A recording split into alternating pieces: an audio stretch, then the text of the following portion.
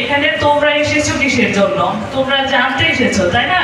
যে এখানে মানে কন্যা শিশু দিবস মানেটা কি, তাই না? এটা তোমরা অনেকে জানো।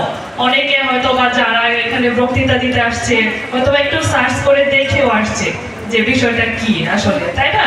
এটা স্বাভাবিক, এটা সবাইকেই উচিত যে একটু জানা বিষয়টা। এখানে মেন কথা হচ্ছে যে তোমার নিজে জানতে হবে যে তোমার কি অধিকার, ঠিক আছে? এটা কেউ বলে দিবে না যে তোমার এই অধিকার। তো এখান মানে বাংলাদেশের মেয়েরা অনেক এখন আপগ্রেড হয়ে গেছে। মানে আমার যে ইউনিভার্সিটি ছিল সেখানেও আমি দেখেছি যে একটা সময় যখন ছেলেরা অনেক ভালো পজিশনে থাকতো, কিন্তু আমাদের সময়টাতে মেয়েরাই অনেক বেশি ভালো করতো।